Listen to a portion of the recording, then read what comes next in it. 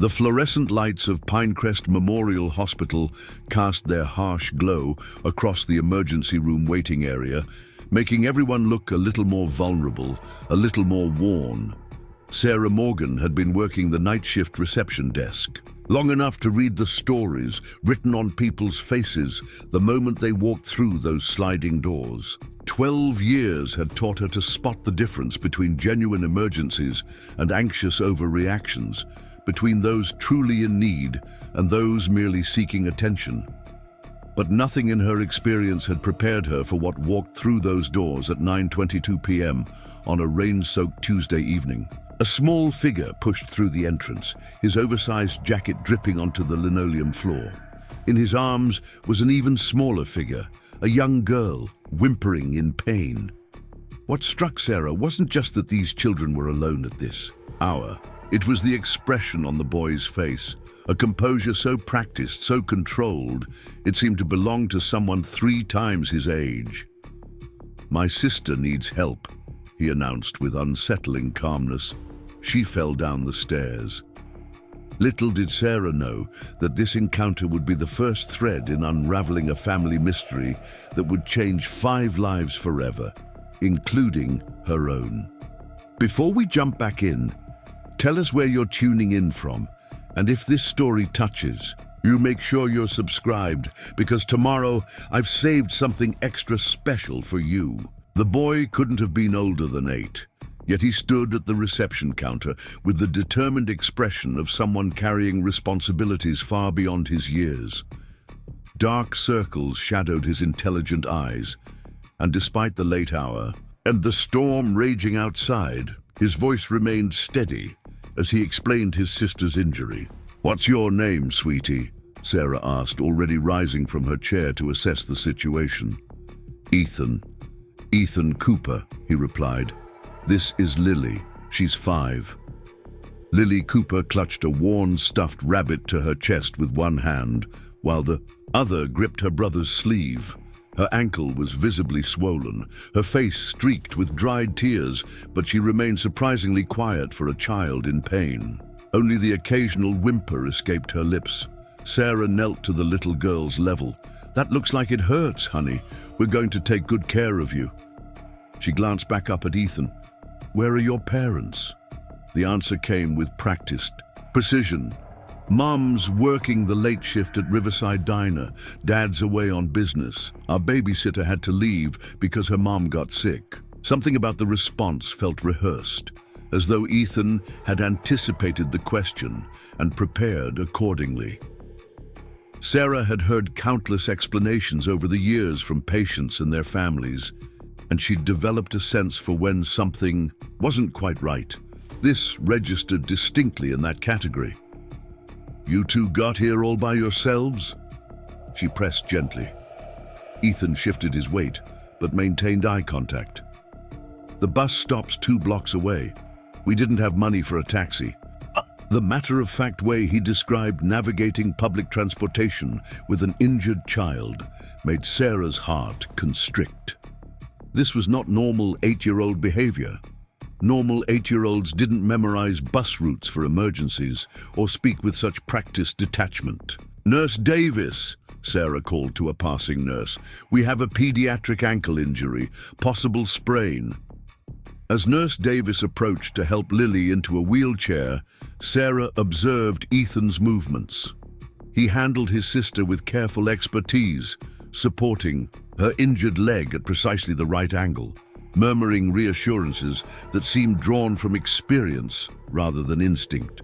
When Lily reached for him as the nurse began to wheel her away, Ethan squeezed her hand and promised, "I'll be right there. Let the nurses help you first." Sarah escorted them both to an examination room, where Dr. James Chen quickly confirmed the injury was a sprain, not a break. Throughout the examination, Ethan remained attentive, absorbing every instruction about caring for the injury. "How long until she can walk normal again?" Ethan asked, his expression serious. Dr. Chen raised an eyebrow at the practical question. "Coming from such a young boy. About a week, maybe less if she rests properly. I can help her," Ethan stated with certainty. "I know how to wrap it now." As Dr. Chen demonstrated proper wrapping technique for the sprain, Sarah couldn't shake the feeling that she'd seen this boy before. Something about his demeanor, the way he positioned himself protectively beside his sister, struck a familiar chord. She stepped out to the reception computer and pulled up recent pediatric admissions. The search results confirmed her suspicion. 2 months ago, a 7-year-old named Max Cooper had been brought in for an asthma attack. The emergency contact listed was Rebecca Cooper, with the same phone number Ethan had provided for his mother. The accompanying notes mentioned the patient was brought in by his brother.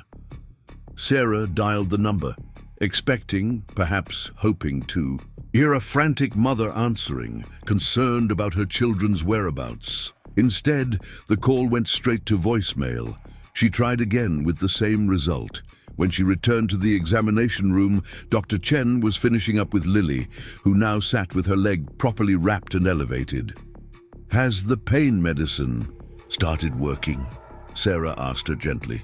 Lily nodded, her grip on the stuffed rabbit finally relaxing. "It doesn't hurt so bad now." "You both have been very brave," Sarah said, her eyes lingering on Ethan. "Ethan, can I speak with you for a moment?" She led him just outside the door, keeping Lily in view through the window. "I tried calling your mom, but couldn't reach her. Is there another number where we can contact her? Or maybe your babysitter?" Ethan's expression flickered with something that looked remarkably like calculation before settling back into composed concern. "Mom works at Riverside Diner. Sometimes they're too busy for her to answer. She gets off at midnight. And what about your dad? You said he's away on business." The boy's eyes darted briefly to the side, a tell that Sarah had learned to recognize from years of dealing with patients who weren't being entirely forthcoming. "He doesn't always answer when he's on trips." Sarah made a decision. "I'm going to drive you both home when we're finished here, just to make sure you get there safely." Alarm flashed across Ethan's face before he managed to control it. "That's okay. We live close. I can help Lily." "It's hospital policy, Ethan," Sarah insisted gently but firmly. "When minors come in without adults, we need to ensure they get home safely, especially with Lily's injury." The boy fell silent, seemingly weighing his options before nodding with reluctance. The tension in his small shoulders spoke volumes about the internal debate he was having. After Lily received her discharge instructions and a prescription for mild pain relievers, Sarah helped them both into her car. The rain had subsided to a gentle drizzle, but the night air remained chilly and damp. Lily fell asleep almost immediately, her head resting against her brother's shoulder in the back. "See, preparing and narrating this story took us a lot of time, so if you are enjoying it, subscribe to our channel. It means a lot to us. Now back to the story." "Turn left at the next light," Ethan directed, his voice quiet to avoid waking his sister. "We're in the blue house with the porch swing." Sarah followed his directions to a modest 2-story home in a working-class neighborhood. Most of the houses on the street showed signs of care despite their age: fresh paint, tended gardens, children's bicycles stored neatly on porches. The Cooper house, by contrast, had a neglected quality, not decrepit, but missing the signs of active family life. The yard needed mowing, the mailbox tilted at an angle, and a single light burned in an upstairs window. "Is someone home?" Sarah asked as she parked in the driveway. "Probably our neighbor, Mrs. Patel," Ethan replied. "She checks in sometimes." Sarah helped carry Lily, who had woken but remained groggy from the pain medication. Ethan unlocked the front door with a key hanging from a cord around his neck, another detail that struck Sarah as unusual for a child his age. The interior of the house told a story that contradicted its exterior. While sparsely furnished, it was meticulously organized, particularly in areas related to childcare. The refrigerator door was covered with handwritten schedules and charts, all in the same childish handwriting. A row of medications stood arranged by height on a kitchen counter, each labeled with a name and dosage instructions. A calendar on the wall had shifts marked in different colors. Mom night, mom day, dad maybe. Lily's room is upstairs, Ethan said, already heading for the staircase. I can take her. Sarah followed, carrying Lily easily up the stairs. The girl had begun to stir more fully, murmuring about being hungry. I'll make you soup after we get you in bed, Ethan promised. The chicken kind you like. The bedroom contained 2 small beds, each neatly made with well-worn but clean bedding. Stuffed animals were arranged with care on each pillow. A line of masking tape ran down the center of the room, with Lily written on one side and Sophie on the other in carefully drawn letters. Who's Sophie? Sarah asked as she helped settle Lily onto her bed. Our little sister, Ethan explained, removing Lily's shoes with practiced efficiency. She's 3. She's probably already asleep in her crib in Mom's room. Sarah took note of the plural, siblings, not just the one sister. Combined with the earlier admission record for Max, it painted a picture of a household with at least 4 children. I should wait until your mom gets home, Sarah said, taking a seat in a small chair near the window, just to explain about Lily's ankle and the medication she needs. Panic flashed across Ethan's face. No, I mean we're fine. I know what to do for Lily's ankle.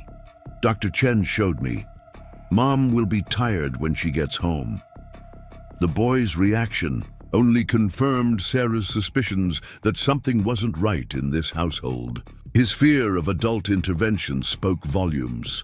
Ethan, she said gently, I need you to be honest with me. Is everything okay at home? His response came with practiced neutrality. We're fine. Mom works really hard. Dad helps when he can. The careful phrasing, not a direct lie but not the complete truth, broke Sarah's heart. This child had clearly been managing far more than anyone his age should. How often is your dad home? Ethan busied himself adjusting Lily's pillow, avoiding eye contact. Sometimes he travels a lot. And who takes care of you and your siblings when your mom is working? I do, he answered with a hint of pride breaking through the caution. I'm the oldest. I know what everyone needs. The simple statement hung in the air, heavy with implications.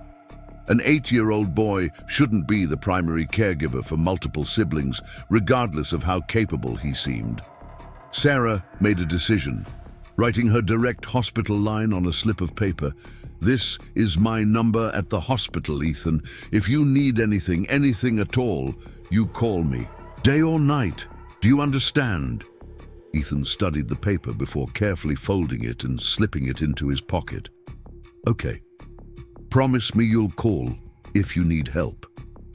He nodded, but Sarah recognized the look in his eyes, the wariness of a child who had learned not to trust adult promises too easily. After checking on Lily once more and confirming there actually was a sleeping toddler in the master bedroom, Sarah reluctantly departed. As she drove away, she could see Ethan's silhouette in an upstairs window, watching her leave. The image stayed with her throughout her drive back to the hospital, where she immediately began making notes in the Cooper children's files. The next 3 weeks passed without incident, though Sarah found herself thinking often about the Cooper family. She had discreetly inquired about resources for single parents in the community and compiled information on childcare assistance programs. She'd even driven past the Blue House twice on her way home from work, noting that the porch light was consistently dark and the mailbox remained tilted. Then, on a particularly busy Thursday evening at the emergency room, a multi-vehicle accident had the staff rushing between trauma rooms. The automatic doors slid open to reveal a familiar small figure. This time, Ethan supported a young boy with blood trickling from a cut above his eye. My brother fell off his bike, Ethan announced, with that same unsettling composure. His head is bleeding. Sarah immediately recognized him, though Ethan showed no sign of acknowledging their previous meeting. The young boy beside him who Sarah guessed must be the Max she'd found in the records, whimpered softly, pressing a rapidly reddening dishcloth to his forehead. "Ethan," Sarah said, rising from her chair. The boy looked startled at being recognized, then quickly recovered. "My brother needs help." Sarah called for assistance, and a nurse quickly escorted both children to an examination room. While medical staff attended to Max, Sarah pulled up the Cooper family records on her computer. The pattern was now unmistakable. Max Cooper, age 7, had visited 3 months ago for an asthma attack. Lily Cooper, age 5, had come in 3 weeks ago with a sprained ankle, and now Max was back with a head injury. Each visit involved Ethan bringing a sibling to the emergency room alone, without adult supervision. When the immediate crisis had passed and Max was receiving stitches, Sarah found Ethan sitting alone in the waiting area. His posture radiated tension, back straight, hands folded in his lap, eyes fixed on the examination room door where his brother had disappeared. "Ethan," Sarah said softly, taking the seat beside him, "do you remember me from when Lily hurt her ankle?" He nodded reluctantly, still not meeting her gaze. "Where's your mom tonight?" "Working," he replied. "Double shift." "And your dad?" Ethan's eyes dropped to the floor. "Away." The way he said it, with resignation rather than expectation of return, told Sarah this was likely a permanent situation rather than occasional business travel. "Ethan, how many brothers and sisters do you have?" The question seemed to surprise him. After a brief hesitation, he answered, 4. Max is 7. Noah and Lily are twins. They're 5. And Sophie's 3. That's a lot of responsibility for an 8-year-old. Defensiveness crept into his voice. "I know what to do. I take good care of them. I have a system." The fact that a child this young had developed a system for managing 4 siblings only increased Sarah's concern. "I'm sure you do," she said gently, "but taking care of your brothers and sisters is supposed to be a grown-up job." "Mom needs help," Ethan replied simply. "She works a lot." Before Sarah could respond, a nurse approached to inform them that Max would need several stitches but would be fine. The staff had tried the emergency contact number multiple times without success. "I'll handle it," Sarah assured the nurse. "I'll be driving them home again." After Max had been treated and given care instructions, Sarah escorted both boys to her car. The drive to the Cooper house was mostly silent, with Max dozing in the back seat, the local anesthetic still making him drowsy. "You've been to our house before," Ethan finally said as they turned onto his street. It wasn't a question. "Yes," Sarah confirmed, "when I brought you and Lily home." "I remember," he said quietly. "You gave me your number. Did you ever think about calling it?" Ethan looked out the window at the darkened houses they passed. "Almost, when Noah got sick last week. But he got better." The casual mention of another illness that had gone untreated made Sarah's decision easier. As she parked in front of the Cooper house, she turned to face Ethan directly. "I'd like to come inside and wait for your mom this time." Fear flickered across his features, but something else appeared alongside it. A flicker of relief, quickly, suppressed but unmistakably present. The contradiction spoke volumes about Ethan's situation, terror at the prospect of intervention colliding with the desperate need for exactly that. The house was quiet when they entered. A small girl, presumably, Sophie, slept on the couch, thumb in mouth, curled under a blanket despite the early hour. Ethan immediately checked on her, adjusting the blanket with practiced movements. "She falls asleep early," he explained in a whisper. "I already gave her dinner." Sarah noticed a spiral-bound notebook on the coffee table, open to a page covered, in careful handwriting.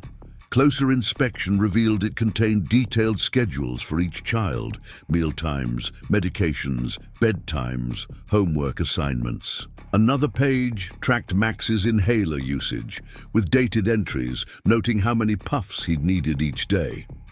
"Ethan, how long has your mum been working these long shifts?" His answer came after a moment's hesitation. "Since Dad left. 6 months ago." "And when is she home?" "Sometimes in the mornings," he said, his voice growing smaller. "Sometimes at night. She works 2 jobs." Sarah took in the details around her with growing concern. The house was clean, but showed signs of minimal adult presence. Children's artwork covered the refrigerator, but bills and past due notices were stacked on a corner of the kitchen counter. A bottle of sleeping pills sat on a high shelf, alongside children's medicines carefully organized by name. "Do your siblings get sick or hurt often?" Sarah asked carefully. Ethan's response came with a defensive edge. "I try to watch them carefully, but Max's asthma gets bad sometimes, and the twins run around a lot." A sound from upstairs, coughing, interrupted their conversation. "That's Noah," Ethan explained, already heading for the stairs. "His chest gets tight at night." Sarah followed Ethan to a small bedroom where 2 twin beds were pushed against opposite walls. In one, a boy who looked remarkably similar to Max sat propped up against pillows, a nebulizer mask covering the lower half of his face. "How many minutes left?" Ethan asked, checking a kitchen timer on the nightstand. Noah held up 3 fingers, his eyes widening at the sight of Sarah behind his brother. "This is Sarah from the hospital," Ethan explained. "She helped Max get stitches." The simple explanation seemed to satisfy Noah, who returned his attention to breathing through the nebulizer. Sarah noticed yet another chart on the wall, this one tracking Noah's breathing treatments, with times and medication dosages noted in Ethan's distinctive handwriting. "You're very organized," Sarah observed, taking in the methodical way Ethan checked the timer and adjusted Noah's pillows. "Mom showed me how to do everything," he replied, "before she had to work so much." The front door opened downstairs, and Ethan's entire demeanor changed. His shoulders tensed, and he straightened as if preparing for inspection. "That's Mom," he whispered, heading quickly for the stairs. Sarah followed, arriving in the living room to find a woman who appeared to be in her mid-30s, but whose exhaustion made her seem much older. Still wearing a waitress uniform from Riverside Diner, Rebecca Cooper froze when she saw Sarah standing in her living room. "Who are you?" she demanded, alarm clear in her voice. "Where are my children?" "Mrs. Cooper, I'm Sarah Morgan from Pinecrest Hospital," Sarah explained calmly. "Your son Max needed stitches tonight. Ethan brought him in." Rebecca's face fell, a complex mixture of emotions washing over her features. Fear, shame, exhaustion, and something that looked remarkably like defeat. "Max, is he okay?" she asked, her voice suddenly small. "He'll be fine," Sarah assured her. "He's upstairs with Noah. Sophie is still asleep on the couch, and Lily is in her bed." Rebecca sank onto the couch beside her sleeping daughter, absently stroking Sophie's hair. "I told Ethan to call me if there was an emergency." "Mrs. Cooper," Sarah began carefully, "Ethan has brought 3 different siblings to our ER in the past 3 months. Each time, he arrived alone with them, having navigated public transportation or walked considerable distances, often in poor weather, always without adult supervision." Rebecca buried her face in her hands, her shoulders beginning to shake. For a long moment, only her muffled sobs broke the silence. "I don't have a choice," she finally whispered, looking up with reddened eyes. "I work 14 hours a day to keep a roof over their heads. Childcare for 4 kids would take my entire paycheck. Their father just left. No child support. Nothing." Sarah took a seat in a chair across from Rebecca, maintaining a non-judgmental tone. "Ethan is carrying an enormous burden. He's created systems to care for everyone. He's administering medications, tracking symptoms, making medical decisions. He's only 8 years old, Mrs. Cooper. He's always been so responsible, so mature for his age, Rebecca responded, defensive at first, then crumbling. I didn't mean for it to get like this. It just happened. A little more responsibility each day until... She looked up, tears streaming freely now. Until I was hardly parenting at all. Sarah noticed Ethan hovering at the bottom of the stairs, listening silently to the conversation about him. His expression remained carefully neutral, but his posture told a different story. The rigid set of his small shoulders, the way his hand gripped the banister, the protective stance as if ready to race back upstairs to his siblings at the first sign of trouble. There are resources available, Sarah said gently. Programs that can help with childcare, medical assistance, even job training if you wanted to find work with more regular hours. Rebecca gave a bitter laugh. I've tried. Waiting lists, forms, more forms. Meanwhile, bills pile up and the kids need to eat today. Not 6 months from now, when some program finally has an opening. I understand, Sarah nodded.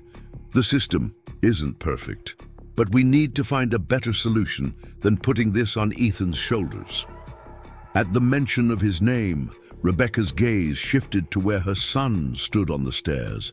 She studied him as if seeing him clearly for the first time in months, taking in the dark circles under his eyes, the premature seriousness in his expression, the way he positioned himself as sentinel between the adults downstairs and his siblings above. What happens now? Rebecca asked, fear evident in her voice. Are you going to report us? Will they take my children? That's not why I'm here, Sarah assured her. I'm here because I'm concerned about your family, especially Ethan. I want to help find solutions before it reaches that point. Rebecca wiped at her tears with the back of her hand. How? I can barely keep up with the bills as it is. I'm behind on rent. The electricity was nearly shut off last month, and Max's asthma medications aren't fully covered by the state insurance. One step at a time, Sarah said, reaching into her bag for the folder of resources she'd compiled. First, let's look at immediate needs, scheduling, childcare, medical management. Then we can work on longer-term solutions. As the two women began reviewing options, Ethan remained on the stairs, watching with the cautious hope of a child who had learned not to expect too much, but couldn't help wanting to believe things might actually change. I do, Ethan answered, with that hint of pride slipping through his caution again. I'm the oldest. I know what everyone needs. Sarah could hear what remained unspoken, that this child had been forced to become the primary caregiver in a household of 5 children with a largely absent mother and a father who had apparently abandoned them. The weight of that responsibility was etched into every careful movement, every measured word. Ethan, no matter how grown-up you seem, you're still a child yourself, Sarah said gently. Children shouldn't have to parent other children. Ethan's expression hardened slightly. Someone has to do it. Mom can't be everywhere. His loyalty, even in these circumstances, touched Sarah deeply. She reached into her purse and wrote her direct hospital line on a slip of paper. This is my personal number at the hospital. If you ever need anything at all, I want you to call me, day or night. Will you promise me that? Ethan studied the paper for a long moment before carefully folding it and slipping it into his pocket. Okay. That's not a promise, Sarah pressed, recognizing the non-committal response of someone who had no intention of asking for help. I promise I'll call if it's really important, he amended, the qualification revealing his reluctance to involve outsiders any more than absolutely necessary. After checking on Lily one final time and confirming there actually was a sleeping toddler in the master bedroom, Sophie, presumably, Sarah reluctantly departed. As she drove away, the image of Ethan's silhouette in the upstairs window stayed with her, watching her leave with the vigilance of a much older guardian. Back at the hospital, Sarah finished her shift in a distracted state, her thoughts returning repeatedly to the Cooper children. Before leaving, she made detailed notes in Lily's file, cross-referencing it with Max's earlier visit. She also discreetly inquired about community resources for families in crisis, collecting brochures and contact information for several assistance programs. Over the next 3 weeks, Sarah found herself thinking often about the Cooper family. She had driven past their house twice on her way home, noting that the porch light was consistently dark and the mailbox remained stubbornly tilted. She'd even called Riverside Diner once, asking casually about Rebecca Cooper's schedule, only to be told no one by that name worked there, a discovery that added another troubling dimension to Ethan's carefully constructed narrative. Then on a particularly hectic Thursday evening when the emergency room was overwhelmed with victims from a multi-vehicle accident, the automatic doors slid open to reveal a familiar small figure. This time, Ethan supported a young boy with blood, trickling from a cut above his eye.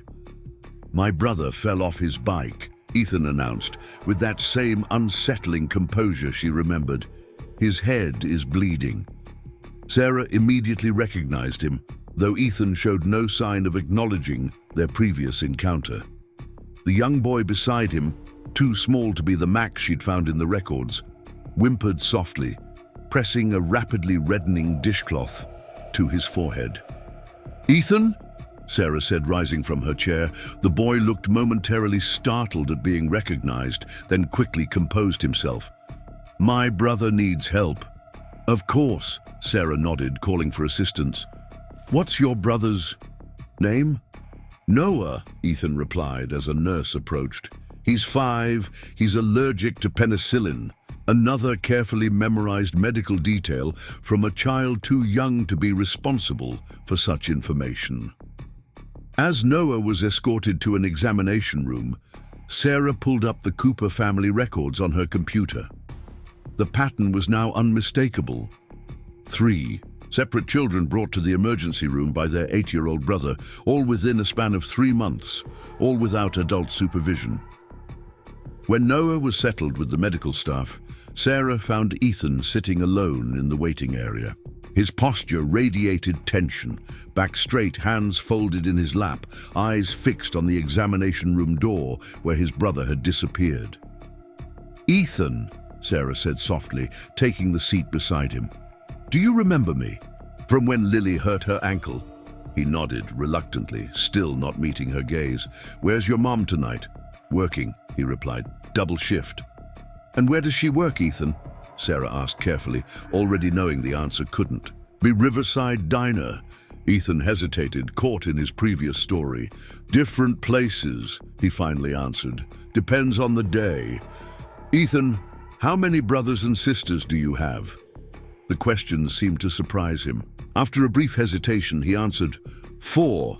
Max is 7, Noah and Lily are twins, they're 5, and Sophie's 3. "So there are 5 of you altogether?" He nodded, a flicker of uncertainty crossing his face as he perhaps realized how much information he was revealing. "That's a lot of responsibility for an 8-year-old. Defensiveness crept into his voice. "I know what to do. I take good care of them. I have a system." The fact that a child this young had needed to develop a system for managing 4 siblings only deepened Sarah's concern. "I'm sure you do an excellent job," she said gently. "But taking care of 4 brothers and sisters is a grown-up job, not something you should have to handle alone." "Mom needs help," Ethan replied simply. "She has to work."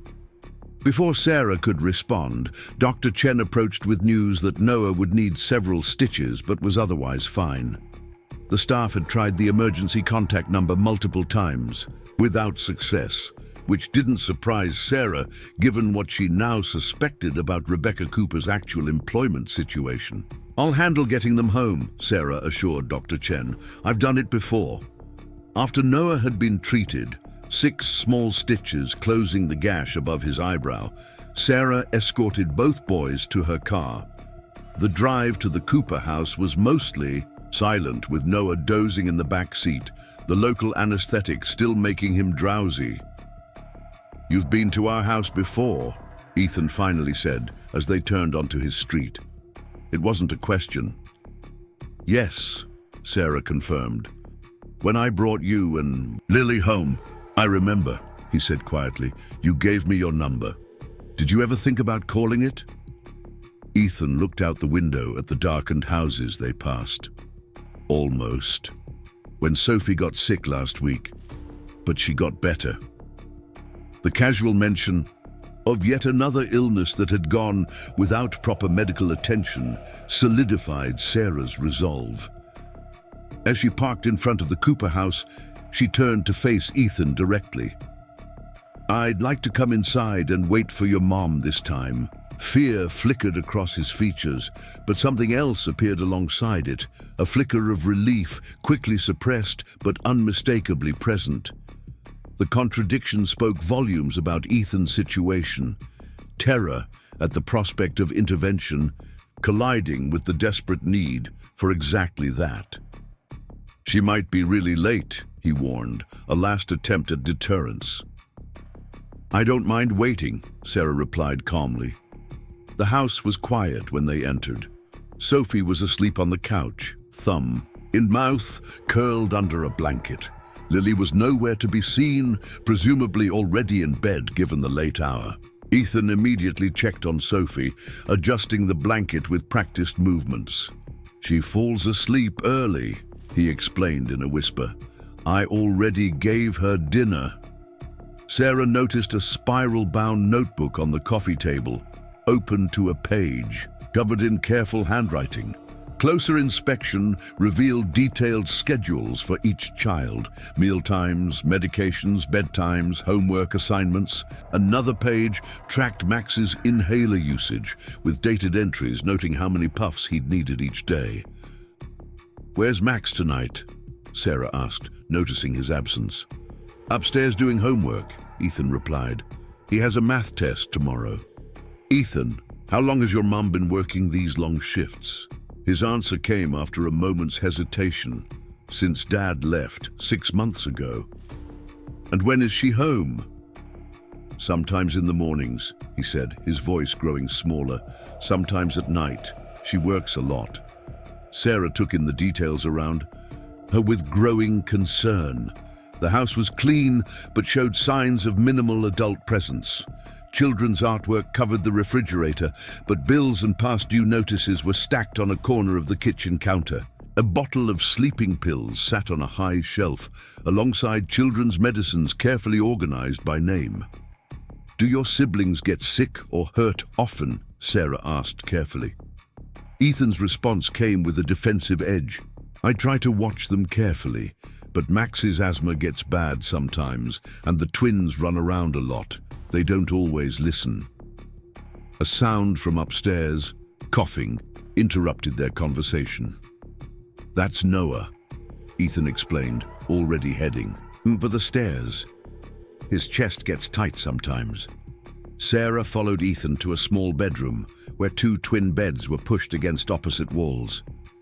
In one, Noah sat propped up against pillows, looking pale but alert, the white bandage stark against his forehead.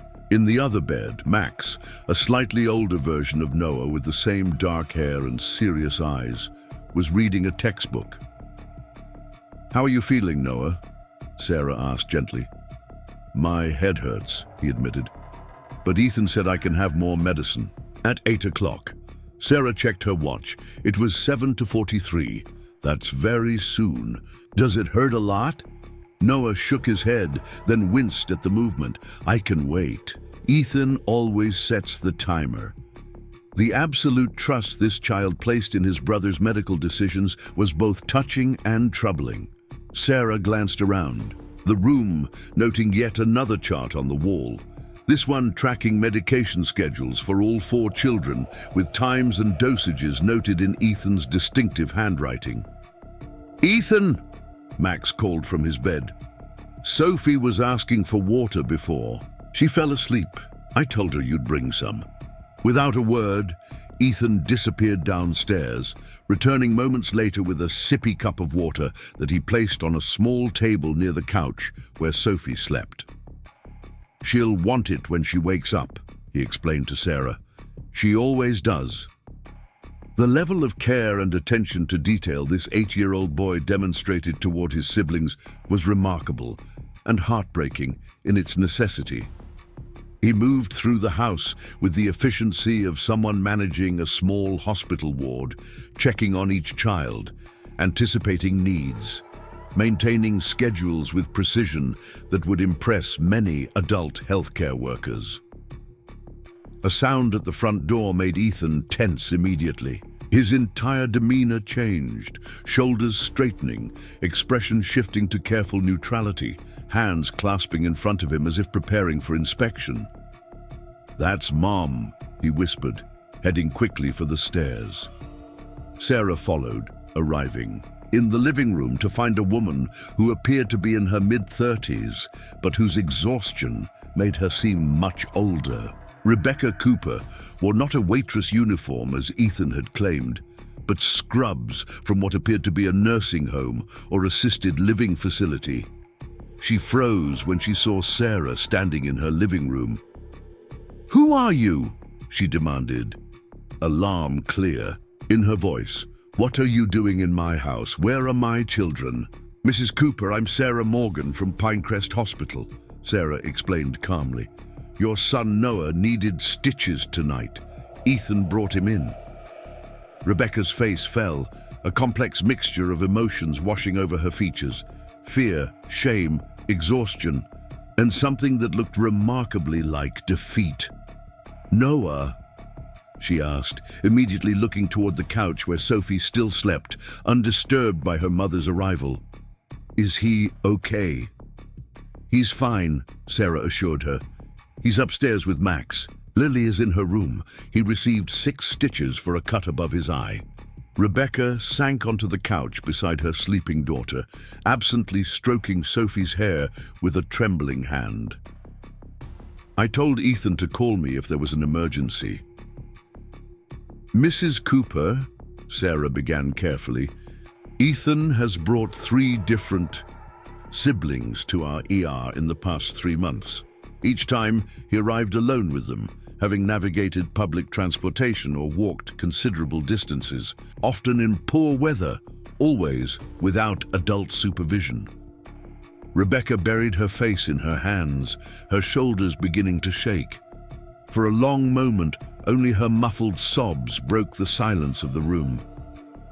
"I don't have a choice," she finally whispered, looking up with reddened eyes. "I work 14 hours a day to keep a roof over their heads. Childcare for 4 kids would take my entire paycheck. Their father just left. No child support. Nothing." Sarah took a seat in a chair across from Rebecca, maintaining a non-judgmental tone. "Ethan is carrying an enormous burden. He's created systems to care for everyone. He's administering medications, tracking symptoms, making medical decisions. He's only 8 years old, Mrs. Cooper." "He's always been so responsible, so mature for his age," Rebecca responded, defensive at first, then crumbling. "I didn't mean for it to get like this. It just happened. A little more responsibility each day until..." She looked up, tears streaming freely now. "Until I was hardly parenting at all." Sarah noticed Ethan hovering at the bottom of the stairs, listening silently to the conversation about him. His expression remained carefully neutral, but his posture told a different story. The rigid set of his small shoulders, the way his hand gripped the banister, the protective stance as if ready to race back upstairs to his siblings at the first sign of trouble. "There are resources available," Sarah said gently. "Programs that can help with childcare, medical assistance, even job training if you wanted to find work with more regular hours." Rebecca gave a bitter laugh. "I've tried. Waiting lists, forms, more forms. Meanwhile, bills pile up and the kids need to eat today, not 6 months from now when some program finally has an opening." I understand, Sarah nodded. The system isn't perfect, but we need to find a better solution than putting this on Ethan's shoulders. At the mention of his name, Rebecca's gaze shifted to where her son stood on the stairs. She studied him as if seeing him clearly for the first time in months, taking in the dark circles under his eyes, the premature seriousness in his expression, the way he positioned himself as sentinel between the adults downstairs and his siblings above. "What happens now?" Rebecca asked, fear evident in her voice. "Are you going to report us? Will they take my children?" "That's not why I'm here," Sarah assured her. "I'm here because I'm concerned about your family, especially Ethan. I want to help find solutions before it reaches that point." Rebecca wiped at her tears with the sleeve of her scrub top. "How? I can barely keep up with the bills as it is. I'm behind on rent. The electricity was nearly shut off last month, and Max's asthma medications aren't fully covered by the state insurance." "One step at a time," Sarah said, reaching into her bag for the folder of resources she'd compiled over the past weeks. "First, let's look at immediate needs: scheduling, childcare, medical management. Then we can work on longer-term solutions." As the two women began reviewing options, Ethan remained on the stairs, watching with the cautious hope of a child who had learned not to expect too much but couldn't help wanting to believe things might actually change. The following days unfolded with measured progress. Sarah connected Rebecca with the hospital's social work department, which expedited applications for several assistance programs. Ethan, initially wary of the sudden influx of adults in their lives, maintained his careful observation of every development, ready to step in if the newfound support system should falter.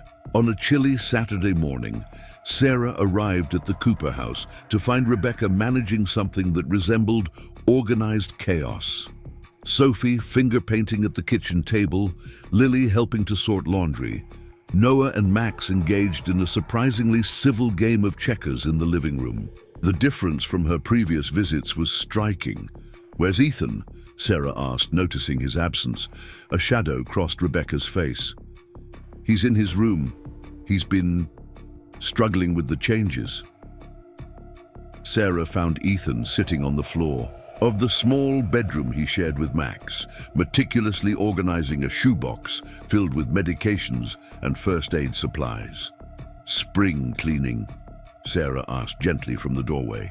Ethan looked up, his expression guarded. "Just making sure everything's in order." Sarah entered the room and sat on the edge of the bed. "Your mum seems to be doing better with everything." He nodded hesitantly. "She's trying." "That must be a relief for you." Instead of agreeing, Ethan's hand stilled over his medical supplies. "I guess." The lack of enthusiasm was telling. After months of bearing adult responsibilities, the transition back to childhood wasn't proving simple. Ethan had built his identity around being the family caretaker, the one everyone relied on. What was his role now? "You know," Sarah said carefully, "just because your mom is handling more doesn't mean you're not still important to your family." Ethan's eyes remained fixed on the shoebox. "Noah asked Mom for medicine yesterday, not me. And Sophie wanted Mom to read her story, not me. And that felt strange. Bad," he admitted in a small voice. "Like they don't need me anymore." Sarah's heart ached for this child caught between worlds. "There's a big difference between being needed and being loved, Ethan. Your brothers and sisters will always love you, even if they don't need you to. Be their caretaker." "But what am I supposed to do now?" he asked, genuine confusion in his voice. "If I'm not taking care of everyone?" "You get to be a kid," Sarah said simply. "You get to play and learn and make friends. You get to worry about kid things instead of adult problems." Ethan considered this with the serious contemplation he brought to everything. "I don't remember how to do that." "That's okay," Sarah assured him. "You'll figure it out. And until then, you can still help your family. just in different ways. Thus, over the following weeks, this new balance began to emerge. Rebecca, supported by the various assistance programs Sarah had helped arrange, reduced her work hours to a more manageable schedule. A neighbor with grown children offered after-school care at a reduced rate in exchange for Rebecca handling her grocery shopping and errands.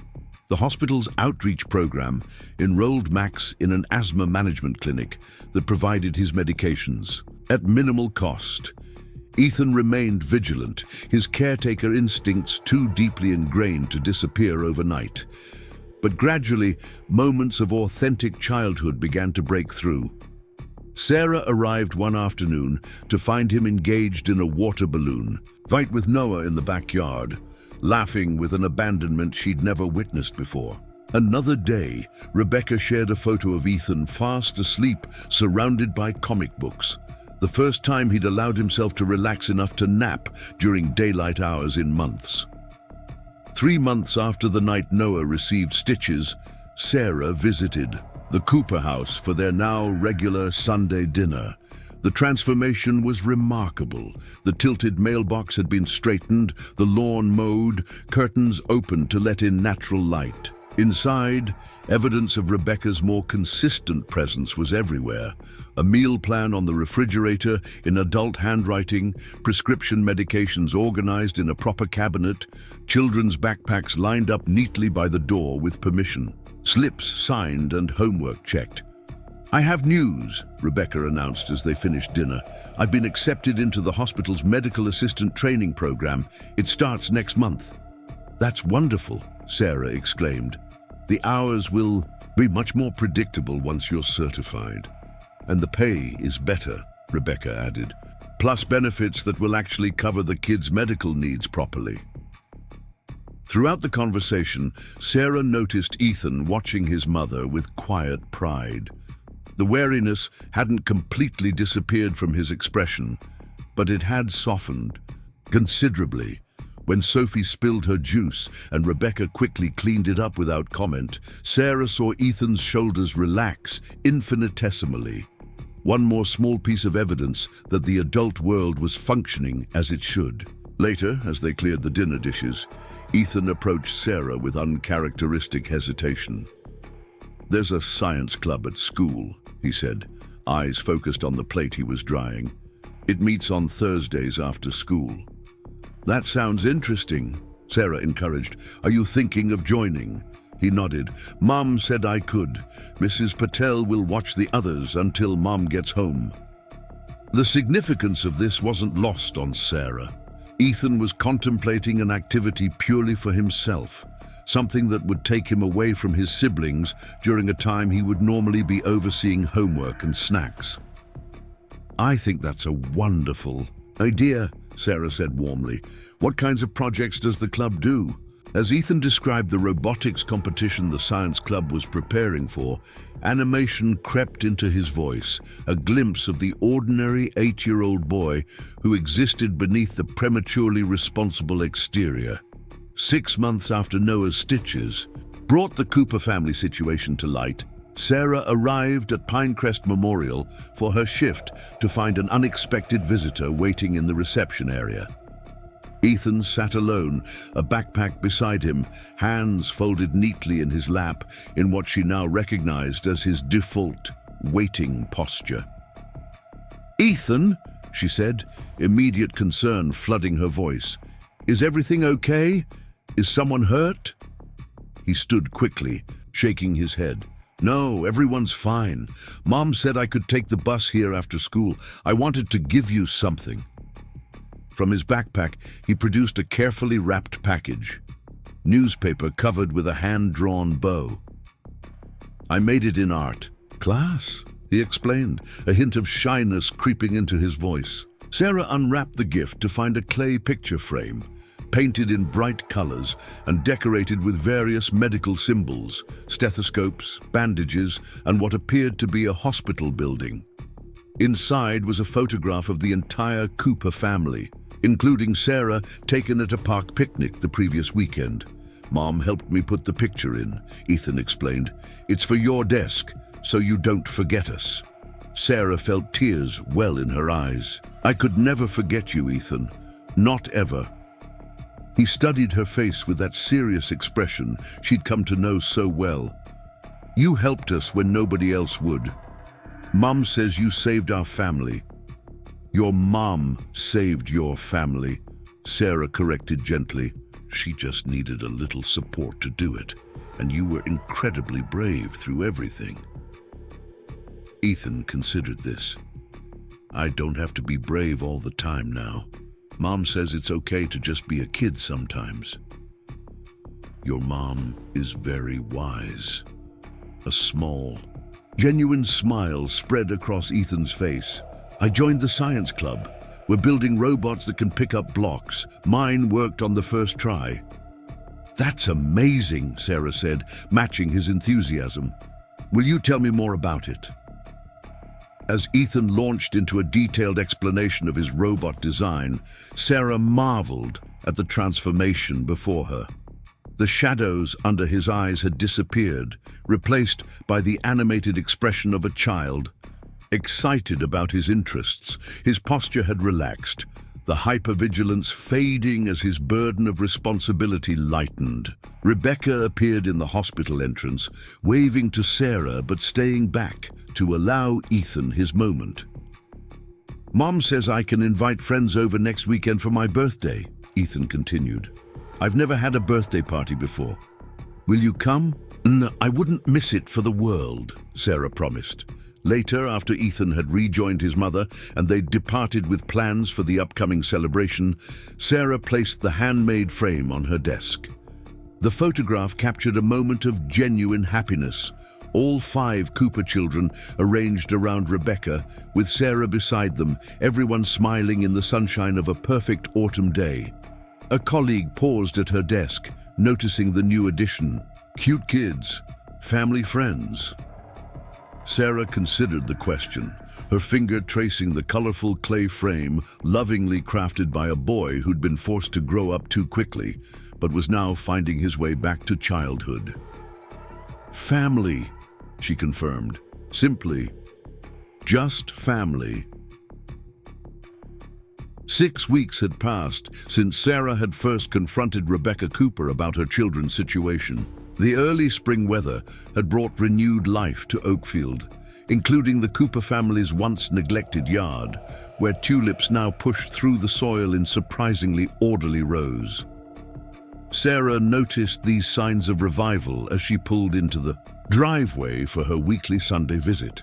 The door opened before she could knock, revealing Max with an inhaler in one hand and a math workbook in the other. "Sarah!"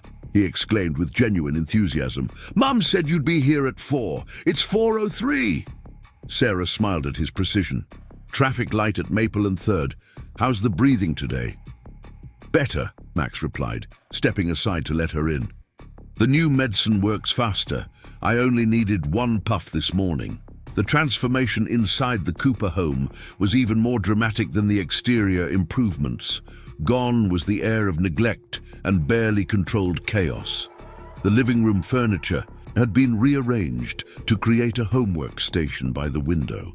A proper medication cabinet hung on the kitchen wall, replacing the precarious high-shelf arrangement. Most significantly, children's artwork covered the refrigerator door, overlapping the meticulously hand-drawn charts that had once been Ethan's management system. Rebecca emerged from the kitchen, wiping her hands on a dish towel. The dark circles beneath her eyes had faded, though not completely disappeared. Her hair was pulled back in a neat ponytail, and she wore jeans and a sweater rather than the perpetual scrubs Sarah had grown accustomed to seeing. "Right on time," Rebecca smiled. "We're trying something new today. Ethan's helping with the sauce." Sarah followed her into the kitchen, where Ethan stood on a step stool at the stove, carefully stirring a pot of tomato sauce while Lily arranged garlic bread on a baking sheet. Sophie sat in a booster seat at the table, happily mangling a piece of dough into unrecognizable shapes. "Chef Ethan," Sarah greeted him. "That smells amazing." Ethan glanced up with a quick smile before returning his attention to the sauce. "It needs more basil. Mom says I have a good palate." He does, Rebecca confirmed. Better than mine. The counselor says he's developing new ways to care for the family that don't involve carrying adult responsibilities. The counselor in question was Kate Jensen from the hospital's family support program. After their confrontation, Rebecca had reluctantly agreed to weekly sessions for herself and Ethan, with occasional involvement from the younger children. The results were gradually becoming evident, not just in the physical environment, but in the shifting family dynamics. "How are the new hours working out?" Sarah asked, as she helped Lily arrange the bread slices more evenly. "Better than I expected," Rebecca replied. "The morning shift at the care center means I'm home by 3 most days. The weekend work is still necessary, but Mrs. Patel's daughter comes over those mornings. Financial stability remained a struggle for the Cooper family. But the new arrangement allowed Rebecca to be present for her children during crucial after-school hours, while maintaining enough income to keep the household functioning. The assistance programs Sarah had connected them with helped bridge the remaining gaps. "Noah!" Max called from the living room. "Sarah's here! Bring the thing!" Noah appeared in the kitchen doorway, clutching a paper with obvious pride. "I got an award at school," he announced, thrusting the certificate toward Sarah, "for my dinosaur project." Sarah examined the certificate with appropriate admiration. "Most creative presentation? That's wonderful, Noah. What made your dinosaur project so special?" "I made a volcano that really exploded," Noah explained, gesturing enthusiastically. "Ethan helped me with the chemical reaction part." Sarah glanced at Ethan, who continued stirring the sauce, but stood slightly straighter at the mention of his contribution. This was another positive sign, Ethan finding appropriate ways to help his siblings that allowed him to feel valued without shouldering inappropriate burdens. "The teacher called it ambitious," Rebecca added with a rueful smile, which I think was her polite way of saying it made a spectacular mess, but she was impressed that they did it together. Dinner was a lively affair, with all 5 children talking over each other in the typical chaos of family mealtime. Sarah observed the interactions with quiet satisfaction. Sophie no longer looked exclusively to Ethan when she needed something. Instead, turning naturally to her mother, Lily and Noah engaged in typical sibling bickering rather than the careful compliance they had once shown toward their older brother. Max still demonstrated a hypervigilance similar to Ethan's, but it emerged in age-appropriate ways, like reminding everyone about upcoming school events. Most telling was Ethan himself. He remained attentive to his siblings' needs, still the first to notice when Noah's water glass needed refilling or when Lily struggled to cut her garlic bread, but the desperate edge had disappeared from his caregiving. He helped because he wanted to, not because he believed the family would collapse without his constant management. After dinner, while Rebecca supervised bath time for the younger children, Sarah and Ethan sat at the kitchen table assembling a model airplane kit she had brought him. "How's school going?" Sarah asked, carefully applying glue to a wing section. "Still enjoying the science club?" Ethan nodded, focused on aligning a particularly tricky piece. "We're doing a unit on flight physics. That's why I wanted this model, to show how the wings create lift." "Very practical," Sarah observed. "Your teacher will be impressed." "Maybe," Ethan conceded. "Jason Bennett has a remote-controlled plane his dad helped him build. It can do loops." The hint of envy in his voice was so normal, so age-appropriate, that Sarah had to suppress a smile. This was a breakthrough, Ethan expressing a typically childish desire for something impressive rather than focusing solely on necessities. "Does it bother you that Jason's dad helped him?" she asked carefully. Ethan considered this, his hands stilling on the model pieces. "Sometimes I think about what it would be like if Dad was still here, if he was different from how he was." It was the first time Ethan had voluntarily mentioned, His father, since the night Sarah had confronted Rebecca. The subject remained largely untouchable in the Cooper household. Different how? Sarah prompted gently. Like the dads on TV, Ethan explained, returning his attention to the model. The ones who teach their kids to play baseball and fix things around the house, not the kind who yell a lot and then leave. The simple description revealed more about Thomas Cooper's departure than Rebecca had ever shared. Sarah chose her words carefully. Some dads struggle with being good parents. That doesn't mean you can't have other important adults in your life. Like Dr. Wilson? Ethan asked, referencing the elderly physicist who ran the science club and had taken a particular interest in Ethan's aptitude. He's teaching me about aerodynamics. Exactly like that, Sarah confirmed. And maybe someday you'll teach someone younger than you about science, continuing the cycle. Ethan seemed to find comfort in this idea. I already taught Max how to use the scientific method for his plant experiment. His teacher said it was advanced for 3rd grade. You're a good teacher, Sarah acknowledged, and a good brother. The difference now is that you get to be both those things while still being a kid yourself. The conversation was interrupted by Sophie racing into the kitchen in pajamas, her hair still damp from her bath. "Story time," she announced, climbing immediately into Ethan's lap. "You promised the one about the dragon." Ethan automatically adjusted to accommodate his little sister, but glanced apologetically at the half-finished model. "We can finish this next time," Sarah assured him. "Dragons are clearly the priority." "You could come too," Sophie suggested, looking up at Sarah with hopeful eyes. "Ethan does all the voices." This development, being invited into the children's bedtime ritual, felt significant. Sarah followed Ethan and Sophie upstairs, where the other 3 Cooper children were already arranging themselves in the girls' room. Rebecca sat in a rocking chair, watching with a mixture of amusement and gratitude as her oldest son took center stage with a well-worn storybook. Ethan's storytelling abilities lived up to Sophie's praise. He created distinct voices for each character and added sound effects that delighted his siblings. Sarah sat on the floor beside Max, who whispered occasional commentary about his favorite parts. The scene was magical in its normalcy. 5 children engaged in the timeless ritual of a bedtime story, momentarily free from the burdens that had defined their young lives. After the story, when the younger children were tucked into their beds, Rebecca walked Sarah to her car. "He's sleeping through the night now," Rebecca said, answering the question Sarah hadn't asked. "The counselor says it's a sign he's finally feeling secure."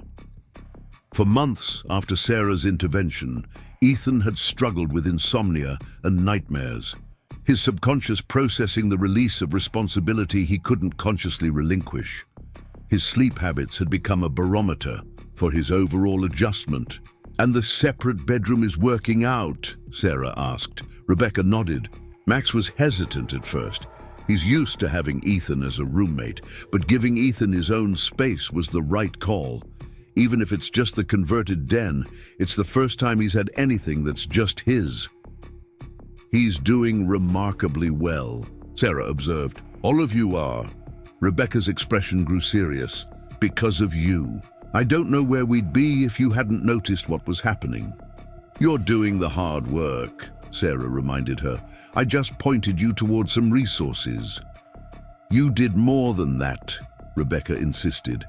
"You could have reported us to child services immediately. Most people would have. Instead, you gave us a chance to fix things ourselves." Sarah thought back to that night in the Cooper living room when she'd first confronted Rebecca about Ethan's situation. She'd made a judgment call based on her assessment of a mother struggling rather than deliberately neglectful, a distinction her years at the hospital had taught her to recognize. The system didn't always make room for such nuance.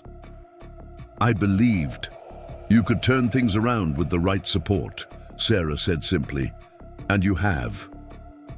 As Sarah drove home that evening, She reflected on the Cooper family's journey over the past 6 weeks. Progress wasn't linear. There had been setbacks and difficult days. Rebecca still occasionally worked too many hours and grew overwhelmed. Ethan still sometimes slipped into his caretaker role during moments of stress. The younger children still showed signs of the insecurity they'd experienced. But the trajectory was undeniably positive. The family was healing, finding a new balance that allowed each member to occupy their appropriate role. Most importantly, Ethan was gradually reclaiming the childhood that had been interrupted by necessity and circumstance. The following Wednesday, Sarah was reviewing patient charts at the reception desk when the emergency room doors slid open. Her heart sank when she saw Ethan enter alone, immediately fearing a regression to his former pattern. But something was different. He wasn't supporting an injured sibling or carrying a baby carrier. Instead, he walked normally, a backpack slung over one shoulder, and approached the desk with purpose rather than urgency. "Ethan?" Sarah set aside her charts. "Is everything okay?" "Everything's fine," he assured her quickly. "School let out, early for teacher meetings. Mom said I could come say hi if I finished my homework first." He patted his backpack. "All done." The casual visit, so normal for a child who had formed a connection with a trusted adult, represented yet another step in Ethan's journey toward typical childhood. He wasn't here because of a crisis, but simply because he wanted to see her. "I'm glad you came," Sarah smiled. "Have you had lunch? The cafeteria makes a pretty decent grilled cheese on Wednesdays." "Ndoom." They sat in the hospital cafeteria, Ethan with his grilled cheese and Sarah with a cup of coffee, discussing his upcoming science fair project with the animation that only emerges when children talk about subjects they genuinely love. "Doctor, Wilson thinks I could win first place if I focus on practical applications," Ethan explained between bites, "but I'm more interested in the theoretical aspects of solar energy storage." Sarah hid her amusement at his professor-like phrasing. Always follow your interests. Prizes are nice, but passion for the subject matters more." Ethan considered this advice with his characteristic seriousness. "That's what Mom said too.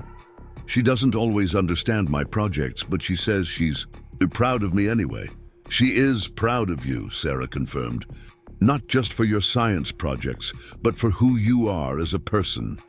"Even though I messed up so much?" Ethan asked, his voice smaller suddenly. "When I was taking care of everyone?" The question revealed the lingering guilt Ethan carried, the belief that he should have somehow done better during those months of acting as the family caretaker. "Ethan, you didn't mess up," Sarah said firmly. "You were a child handling an impossible situation. The fact that you managed as well as you did is remarkable. But Lily's ankle, and Noah's head, and Max's asthma attack, I should have gotten help sooner." "You did get help," Sarah reminded him. "You brought them to the hospital. Many adults wouldn't have known what to do in those situations." Ethan stirred the remainder of his tomato soup thoughtfully. "My counselor says I need to practice self-compassion. That means not being so hard on myself." "Your counselor is very wise," Sarah smiled.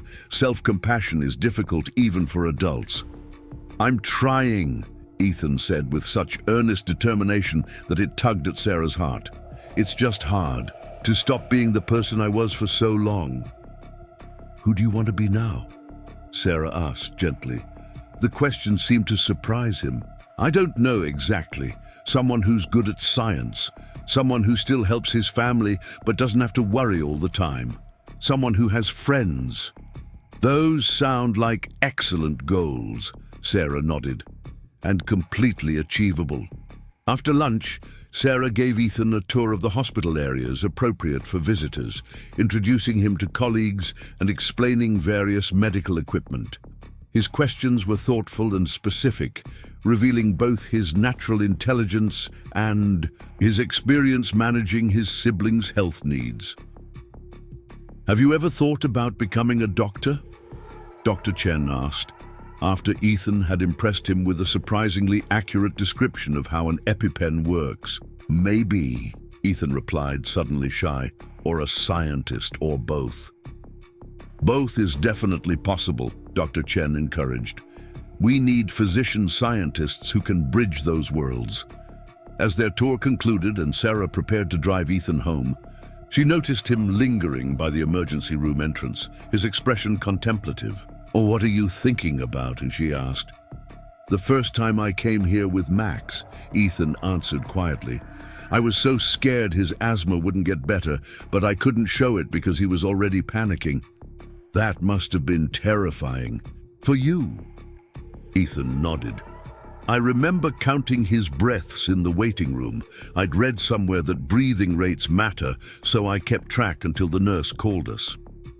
The image of this small boy methodically counting his brother's breaths while maintaining a calm exterior was heartbreaking.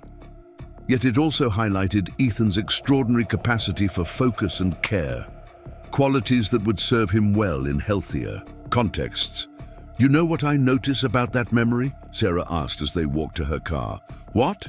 "You found a way to help even when you were afraid. That's courage, Ethan. True courage isn't about not feeling fear. It's about acting despite being afraid." Ethan seemed to absorb this perspective, straightening slightly. "I never thought about it that way. The same qualities that made you a good caretaker for your siblings can become strengths in your future, whether you become a doctor, a scientist, or something else entirely.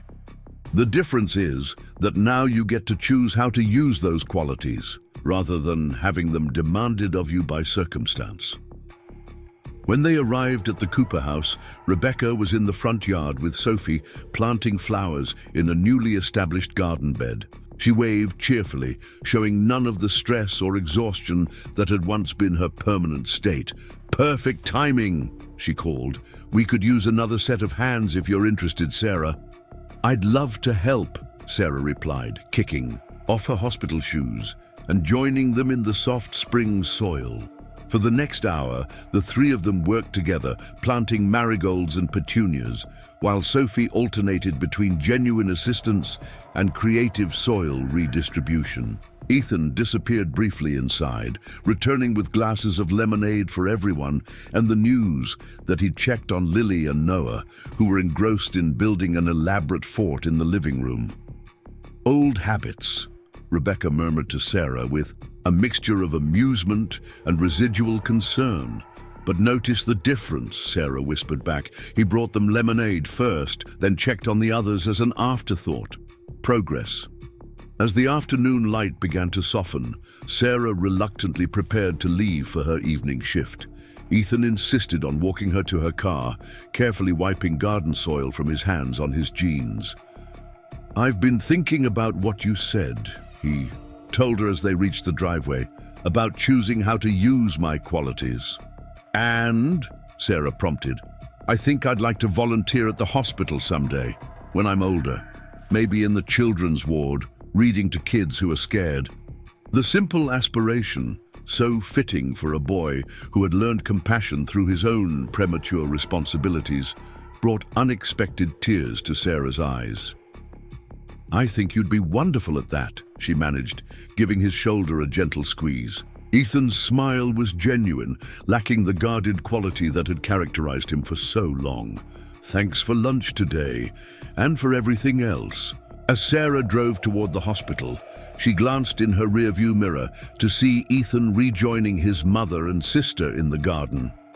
His posture was relaxed, his movements those of a child engaged in a pleasant activity rather than a miniature adult bearing impossible weight. The transformation wasn't complete. Healing rarely follows a tidy timeline, particularly for children who have experienced trauma. But watching Ethan kneel beside Sophie to help her plant a flower, his patience evident even from a distance, Sarah felt certain that his journey back to childhood was well underway. 6 months earlier, she had noticed an 8-year-old boy bringing a sibling to the emergency room with unnatural composure. Her training had helped her recognize the signs of a child carrying adult responsibilities. But it was her compassion, her willingness to look beyond protocols, to see the human story unfolding before her that had changed the trajectory of the Cooper family. As Sarah parked at the hospital and prepared for her shift, she thought about the countless patients who would pass through the emergency room doors that evening. Some would present straightforward medical cases, others would carry complicated stories beneath their immediate complaints. Her job was to receive them all with the same careful attention she had given Ethan Cooper on that rainy Tuesday night. Sometimes, the most important medical intervention wasn't found in procedures or prescriptions. Sometimes it was simply in noticing, truly seeing the person behind the patient, the story behind the symptoms. For the Cooper family, that moment of being truly seen had become the first step on their path to healing. The autumn leaves painted Oakfield in vibrant shades of amber and crimson as Sarah pulled into the parking lot of Pinecrest Memorial Hospital for her evening shift. 1 year had passed since that rainy night when Ethan Cooper had first walked through the emergency room doors carrying his injured sister. The seasons had completed their cycle, but the changes within the Cooper family continued to unfold in ways Sarah could never have anticipated. The familiar weight of her hospital badge settled against her chest as she walked through the staff entrance, nodding greetings to colleagues who passed.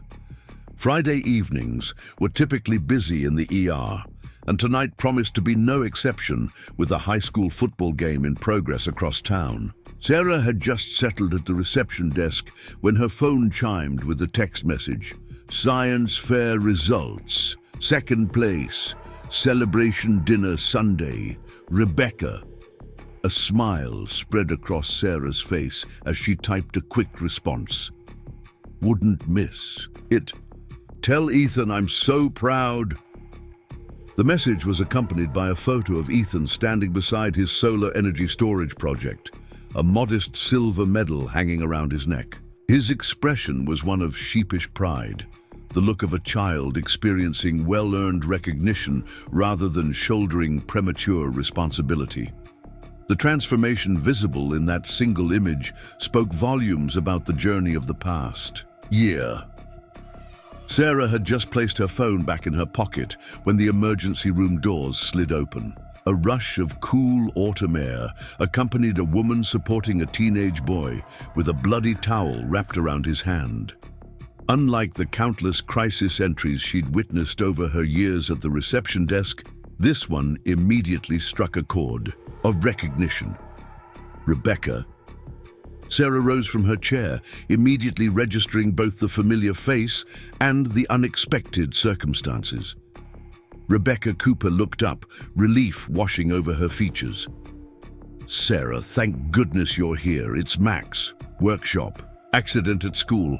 His hand got caught when they were building birdhouses.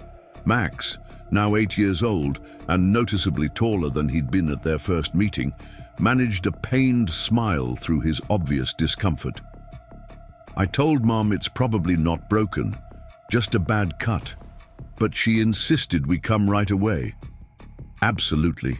The right call, Sarah confirmed, already signaling for a nurse while preparing an intake form. Let's get you taken care of. As a nurse escorted Max to an examination room, Rebecca lingered at the desk for a moment, her expression communicating volumes that went unspoken. This was not the first time Max had been in this emergency room for an injury, but the circumstances couldn't have been more different.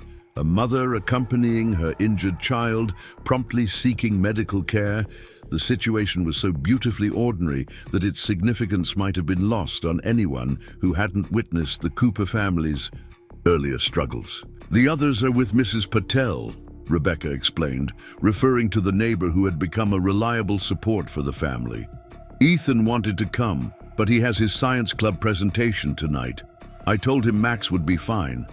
And you were absolutely right, Sarah assured her, both about bringing Max in and about Ethan staying for his presentation. You're making good parenting calls, Rebecca. The simple affirmation brought a flash of gratitude to Rebecca's eyes. Sometimes I still second-guess every decision, but then I remember what you told me, that parenting isn't about being perfect, it's about being present. After completing the necessary paperwork, Sarah directed Rebecca to Max's examination room, promising to check on them later. As the evening progressed, the emergency room filled with the usual Friday night cases: a broken arm from the football game, an elderly patient with chest pain, a toddler with a high fever. Sarah moved through her responsibilities with practiced efficiency, but her thoughts occasionally returned to the Cooper family and the remarkable journey they'd undertaken together. During her break, she walked to the pediatric wing where Max was receiving 6 stitches in his palm. She found Rebecca sitting beside him, one hand resting reassuringly on his shoulder while Dr. Chen worked on the injured hand. "How's our patient doing?" Sarah asked from the doorway. "Brave as always," Dr. Chen replied with an approving nod toward Max. "He hasn't flinched once." "Mom said I can show everyone at school," Max reported with the peculiar pride children often take in their injuries. "And I still get to be in the birdhouse competition because it wasn't my fault the wood slipped." "That's excellent news," Sarah smiled. "A battle scar and a birdhouse sounds like a successful day overall." Rebecca caught Sarah's eye over Max's head, mouthing a silent thank you that encompassed far more than this particular visit. Later, as her shift neared its end, Sarah found Rebecca and Max in the waiting area preparing to leave.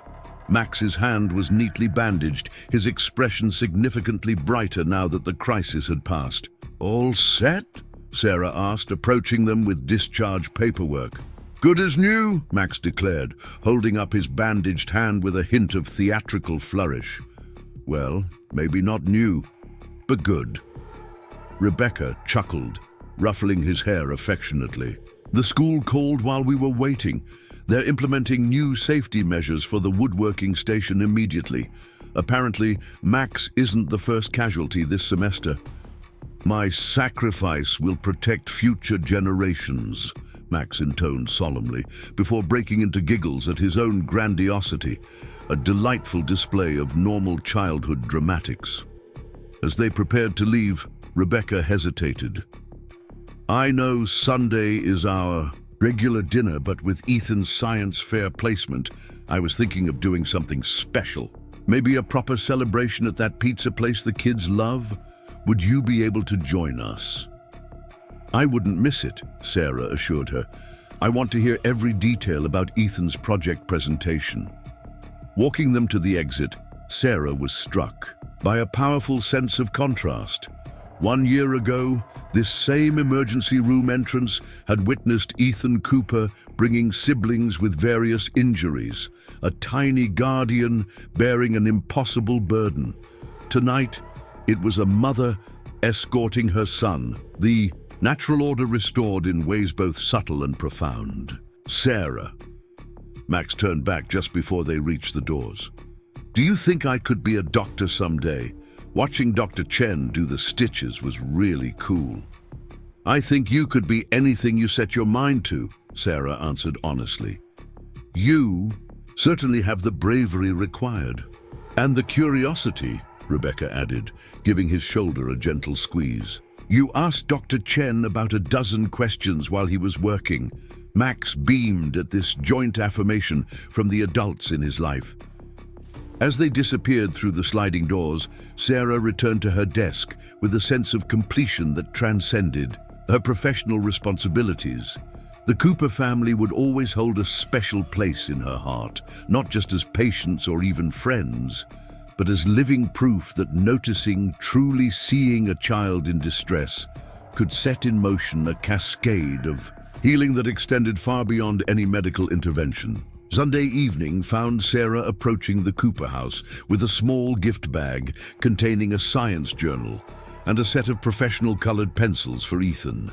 The autumn sunshine cast a golden glow over the neighborhood, illuminating improvements that had accumulated over the months The repaired mailbox, the tidy garden now preparing for winter dormancy, the fresh paint on the porch railings. Each detail represented another step in the family's recovery, another piece of evidence that stability had taken root. Before she could reach the front steps, the door flew open, and Sophie came barreling out, now a sturdy 4-year-old with untamed curls and a perpetual smile. "Sarah," she exclaimed, launching herself with complete confidence that she would be caught. "We're having pizza!" Sarah scooped her up with practiced ease. "So I heard. Is that your favorite?" "Only with pepperoni," Sophie clarified, with the solemnity of one stating an essential truth. "And extra cheese." From inside the house came the controlled chaos of a family preparing to go out. Rebecca's voice reminding everyone about jackets, Lily arguing that her sneakers were perfectly fine, despite what appeared to be a developing hole, Noah searching for a lost glove. Ethan appeared in the doorway, his science fair medal hanging proudly around his neck at Sophie's insistence. At 9 years old, he'd grown taller and leaner, his serious eyes now more frequently brightened by genuine smiles. "Hi, Sarah," he greeted her with newfound confidence. "Mom says we should take 2 cars, since there are 7 of us, counting Mrs. Patel. Want to ride with me and Max?" The casual invitation, so ordinary from a child to a trusted adult, hit Sarah with unexpected emotional impact. This was Ethan Cooper, the boy who had once calculated bus routes to the emergency room, who had memorized medication dosages for 4 siblings, who had carried burdens no child should face. Now he was simply excited about pizza and proudly wearing his science medal. "I'd be honored to ride with the science fair champion," Sarah replied, following him inside. The house had evolved alongside its inhabitants. What had once been a space, characterized by barely controlled crisis management, had transformed into a proper family home. School projects adorned the walls. A family calendar hung in the kitchen with color-coded entries for each child's activities. Rebecca's nursing assistant certification was framed prominently near the entryway, a testament to her completion of the hospital training program and subsequent stable employment. Most telling were the subtle signs of appropriate childhood. Restored. Ethan's backpack contained comic books alongside his homework. Max's inhaler was stored in a proper case rather than carefully monitored by his older brother. The twins engaged in typical sibling bickering without fearful glances toward Ethan for mediation. Sophie demanded attention with the unfiltered enthusiasm of a child who had never known significant neglect. "Everyone ready?" Rebecca called, emerging from her bedroom while fastening an earring. She'd taken particular care with her appearance tonight, wearing a simple dress rather than her usual practical attire. "Ethan deserves a proper celebration." Ethan ducked his head at this direct praise, but his pleased smile was impossible to hide. "It's just second place, Mom." "Second place in the district science fair is extraordinary," Rebecca corrected, straightening his collar with affectionate precision. "Especially for a 4th grader competing against middle school students. Thus, the logistics of getting 5 children and 2 adults into vehicles and to the restaurant unfolded with the organized chaos typical of large families." Sarah found herself in Rebecca's car with Ethan and Max, listening to their animated discussion about the strengths and weaknesses of Ethan's solar project. "If I had used a different conductive material, I might have placed first," Ethan explained, analyzing his performance with characteristic thoroughness.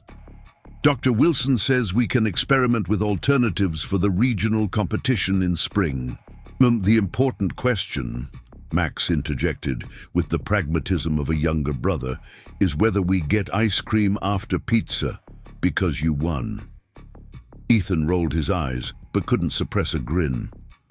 "Mom already said yes to ice cream. But only if you finish your actual dinner first."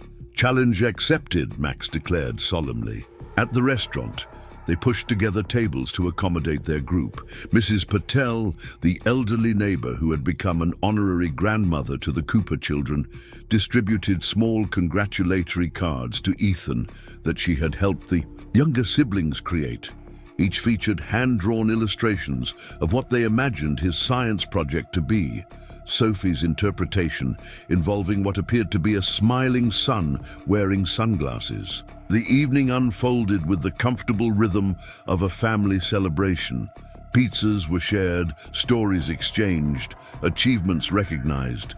Sarah watched Rebecca navigate motherhood with growing confidence, setting appropriate boundaries when Noah attempted to order a third soda, engaging genuinely with Lily's elaborate description of her upcoming dance recital, balancing Sophie on her lap when the younger girl grew restless. When the ice cream arrived, Rebecca softly cleared her throat to gain everyone's attention. Before we dive in, I'd like to make a quick toast. She raised her water glass. To Ethan, whose hard work and brilliant mind earned him this recognition. We are so proud of you, sweetheart. The children enthusiastically clinked their glasses, with Sophie's exuberance nearly spilling her chocolate milk. But Rebecca wasn't finished. And she continued, her voice softening, I'd like to thank Sarah, who became part of our family when we needed her most, and who continues to remind us of how far we've come. Sarah felt unexpected emotion tighten her throat as all eyes turned to her. The Cooper children raised their glasses again, with varying degrees of solemnity and understanding, but it was Ethan's gaze that held hers. Clear, steady, and filled with a wisdom beyond his years.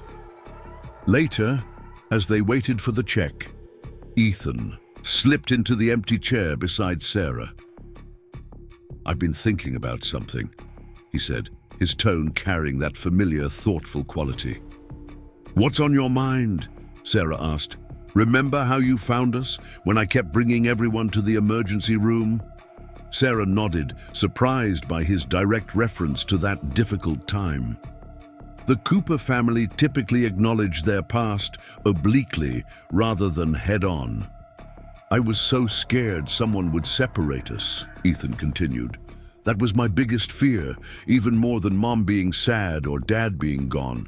That they'd take Sophie and Lily and Noah and Max away and we'd never see each other again. That would have been devastating, Sarah agreed quietly, but you didn't do that. You found a way to help us stay together. He fidgeted with his napkin, folding it into increasingly precise triangles. I've decided what I want to be when I grow up. A scientist? Sarah guessed, gesturing to his medal. Ethan shook his head. A social worker, like the ones who helped us, but also like you. Someone who notices when kids are in trouble and figures out how to fix things without breaking the family apart. The simple declaration, delivered with such certainty, momentarily robbed Sarah of words. This boy, who had experienced the system from its most vulnerable position, now aspired to become part of its solution. I think you would be extraordinary at that, she finally managed, her voice thick with emotion. Really? His eyes lit with hope. I already understand what it feels like, you know, to be the kid who has to pretend everything's okay when it isn't. That perspective would make you incredibly valuable in that field, Sarah agreed. Your experience, difficult as it was, could help you recognize situations that others might miss. Ethan nodded, satisfied with this validation.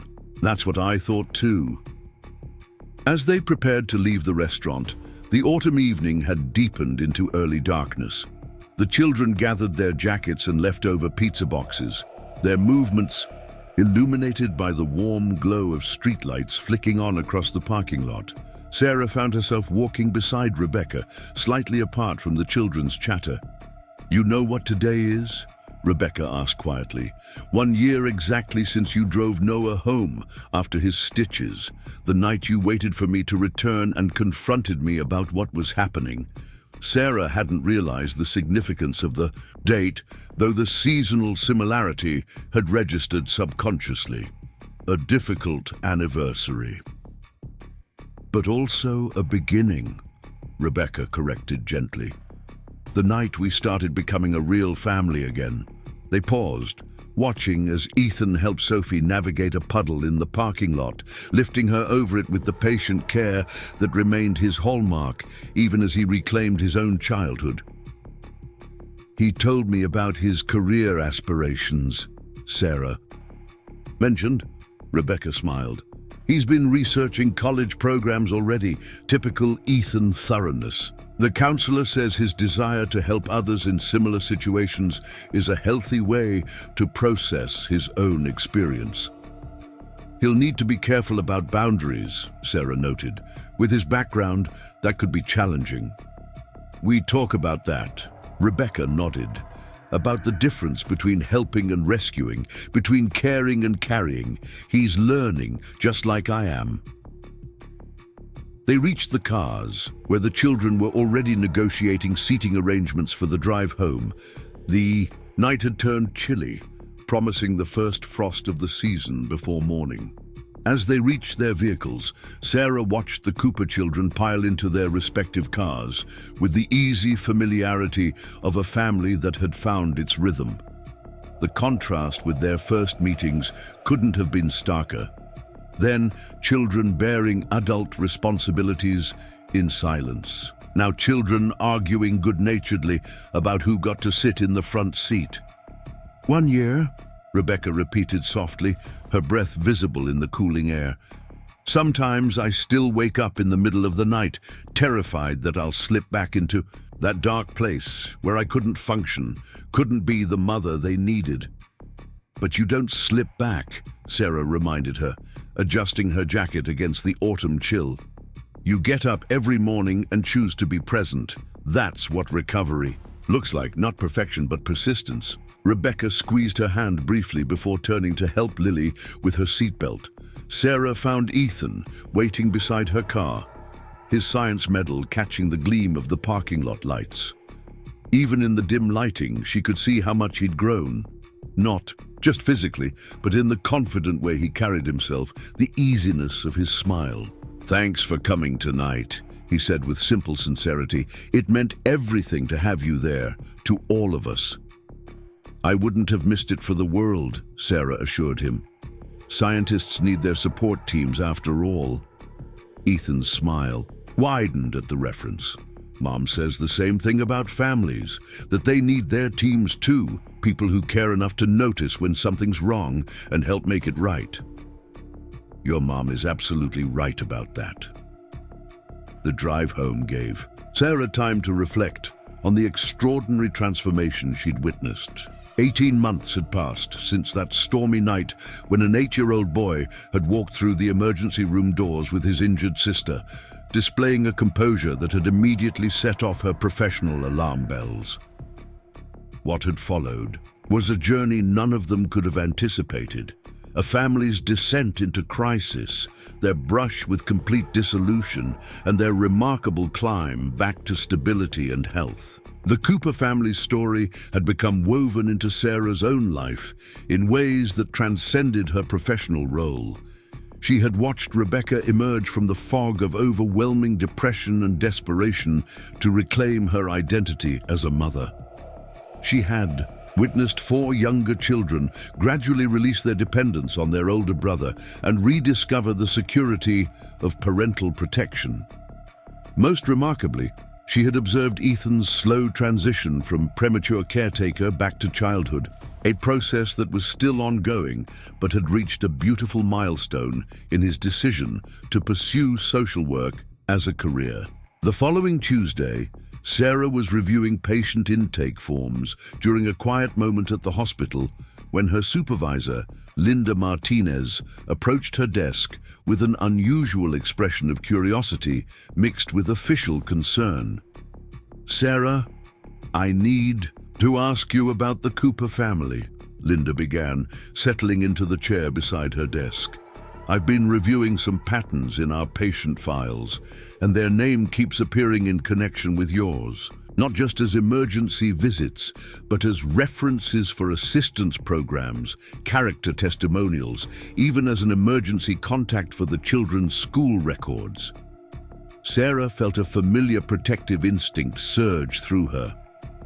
Is there a problem? Have I overstepped some boundary I'm not aware of?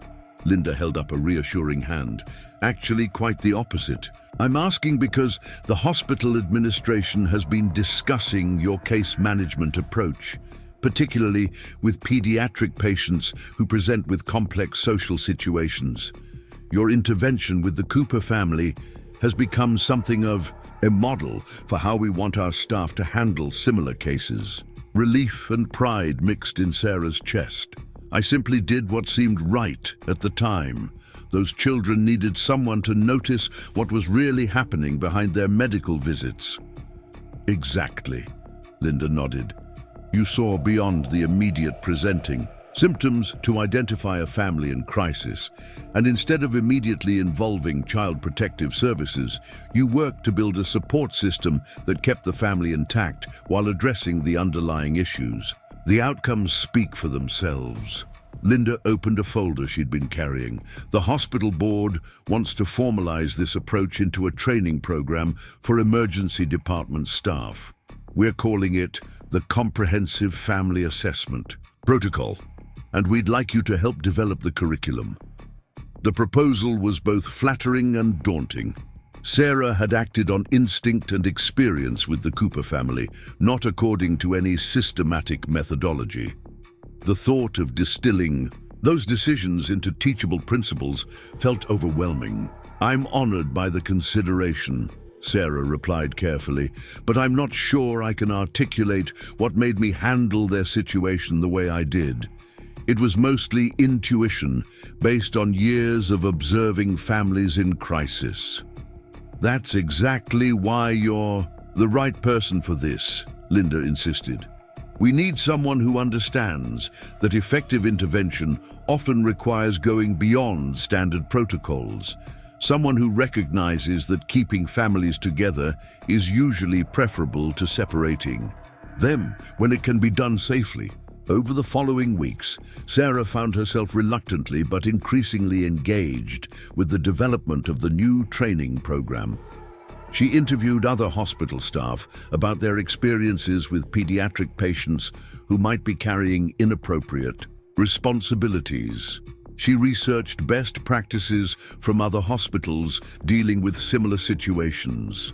Most challengingly, she attempted to articulate the decision-making process that had guided her interactions with the Cooper family. The work forced her to examine her own motivations and methods more closely than she'd ever done before. What had made her look beyond Ethan's explanations to see the truth of his situation? Why had she chosen to build bridges rather than immediately reporting the family to authorities? How had she known that Rebecca Cooper was a mother struggling rather than one who was fundamentally neglectful? The answers, when she found them, were both simpler and more complex than she'd expected. Years of working in healthcare had taught her to read people, to notice the small inconsistencies that indicated someone wasn't telling the complete truth, to distinguish between different types of distress, to recognize when a child was carrying burdens beyond their developmental capacity.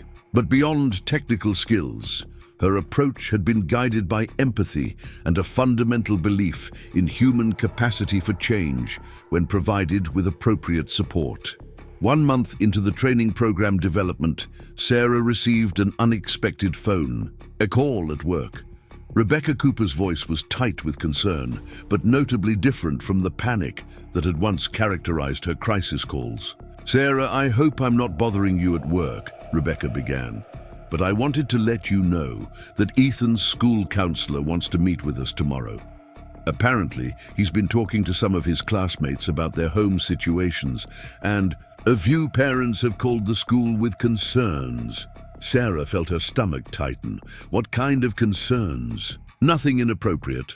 Rebecca hastened to clarify. He's been encouraging kids to tell adults when they're worried about their siblings or when they feel like they have too much responsibility at home. The counselor says he's essentially doing peer counseling, which is both impressive and potentially problematic for a 9-year-old. Despite the serious nature of the call, Sarah couldn't suppress a smile. Ethan's desire to help other children in situations similar to his own was admirable, but his methods needed guidance to ensure he didn't take on inappropriate responsibilities yet again. "Would you like me to attend the meeting?" Sarah offered. "As someone familiar with Ethan's background and his career interests." "Would you? That would be wonderful. The counselor knows about our family's history through the school social worker, but having you there to provide context about Ethan's motivations might be helpful." The meeting at Oakfield Elementary took place in a comfortable conference room, decorated with children's artwork and motivational posters. Present were Rebecca, the school counselor Mrs. Peterson, the social worker Ms. Chen, and Sarah. Ethan had been asked to join them after they'd had a chance to discuss the situation. "Let me start by saying that Ethan hasn't done anything wrong," Mrs. Peterson began, her tone reassuring. "In fact, his awareness of other children's emotional needs is remarkably sophisticated for his age. The issue is that he's beginning to take on a counseling role with his peers that could become problematic." Ms. Chen nodded in agreement. "Yesterday, he convinced a third grader to tell her teacher that she was worried about her baby brother because their dad drinks too much and their mom cries a lot. The information led to a necessary intervention, but it also raised questions about how a fourth grader recognized signs that several adults had missed." Sarah exchanged glances with Rebecca, both recognizing the familiar pattern of Ethan's hypervigilance, extending beyond his own family to encompass other children's welfare. "His motivations are clearly positive," Mrs. Peterson continued, "but we need to help him understand appropriate boundaries. He shouldn't feel responsible for identifying and solving other families' problems." When Ethan joined the meeting, he carried himself with the careful posture Sarah remembered from their early encounters. Shoulders straight, hands folded, expression neutral, but alert. The regression to his defensive stance was subtle, but unmistakable. "Am I in trouble?" he asked, taking the chair between his mother and Sarah. "Not at all," Mrs. Peterson assured him. "We want to talk about your natural ability to help other kids and how we can support that interest in healthy ways." Over the course of the conversation, Ethan revealed that he'd been mentally cataloging concerning behaviors among his classmates for months. Children who seemed unusually tired, who always volunteered to help with younger siblings, who became anxious when discussing home life.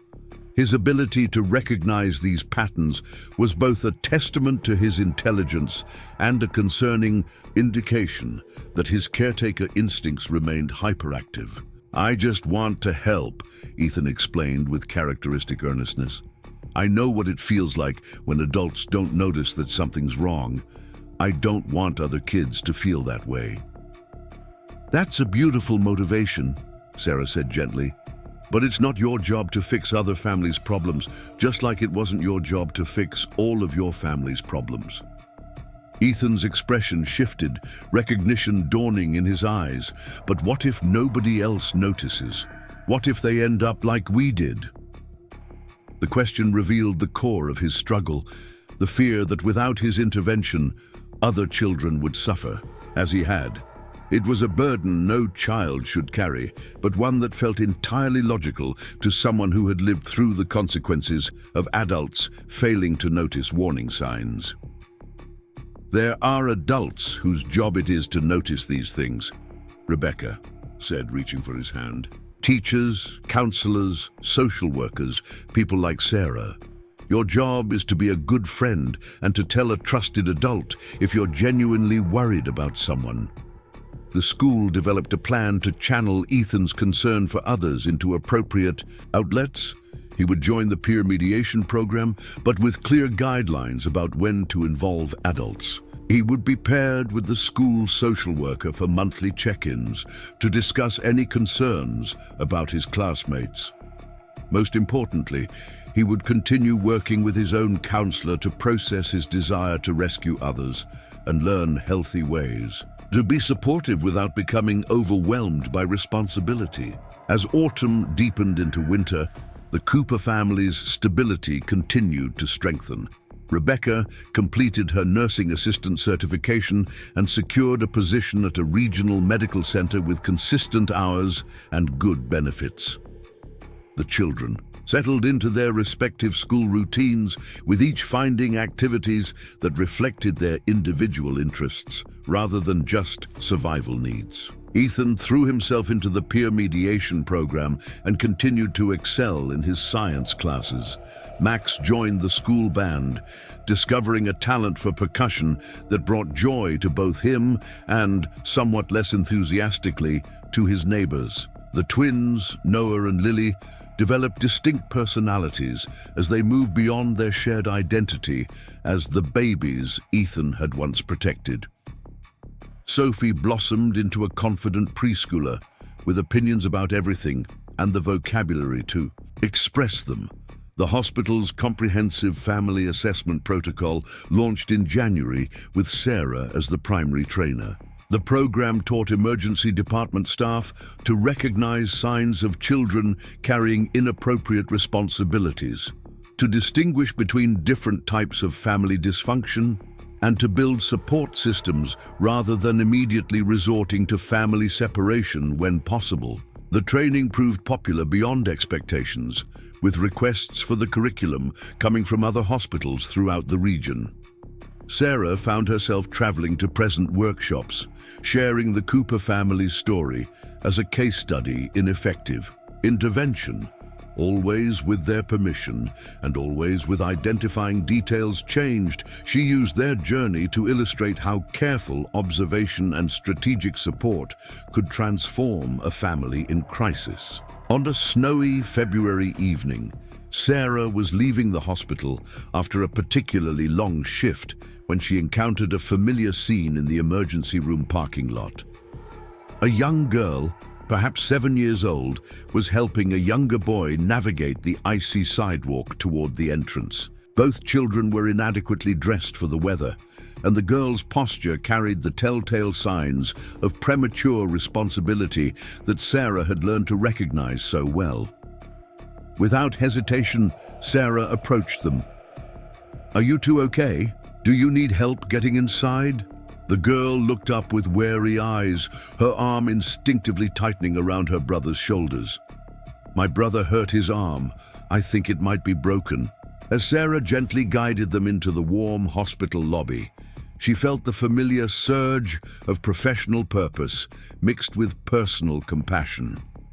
Another child carrying adult burdens, another family potentially in crisis, another opportunity to look beyond the immediate medical need to see the whole story. At the reception desk, she introduced the children to her colleague Maria and began the familiar process of gathering information, making observations, asking careful questions.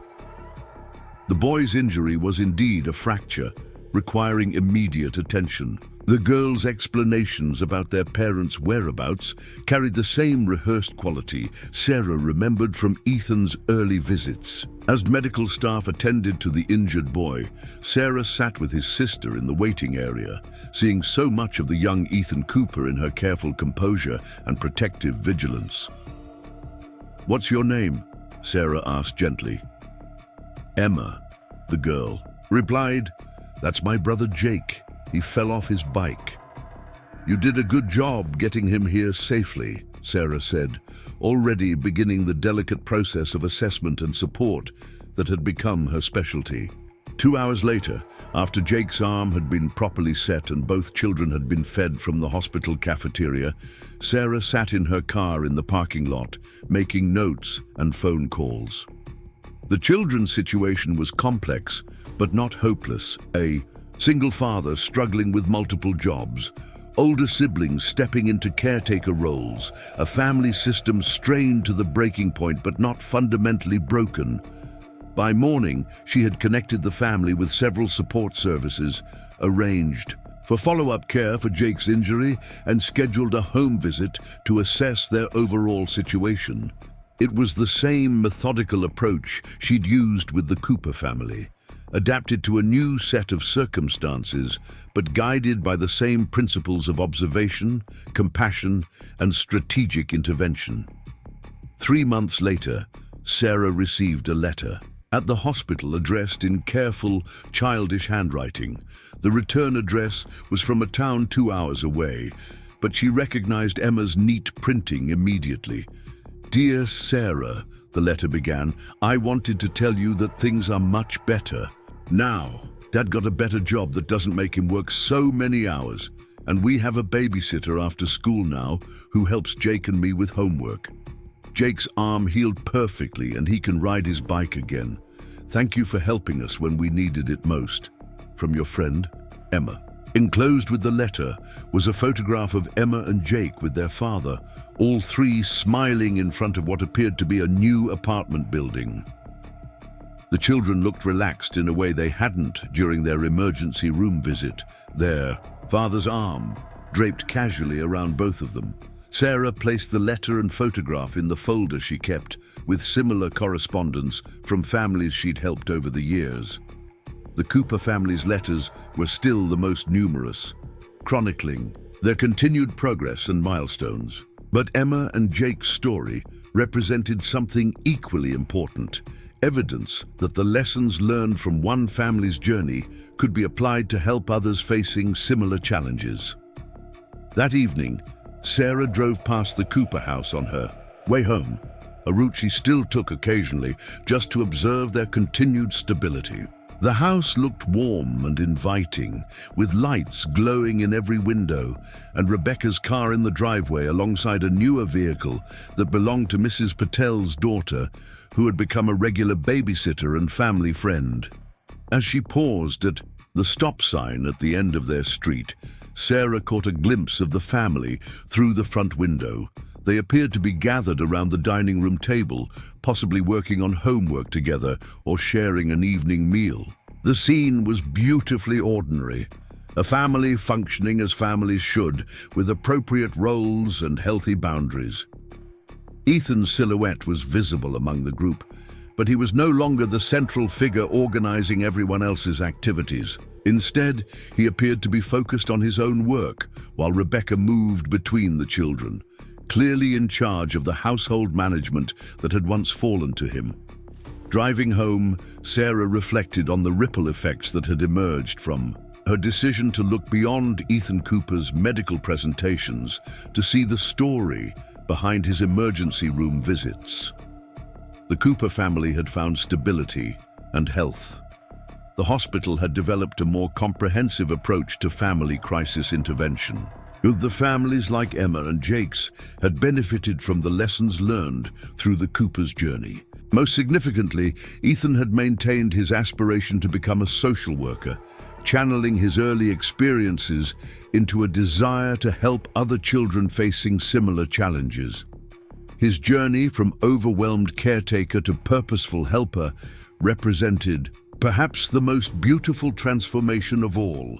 Trauma alchemized into compassion, early responsibility evolved into chosen service. At home in her apartment, Sarah opened her laptop to work on the latest update to the Comprehensive Family Assessment Protocol.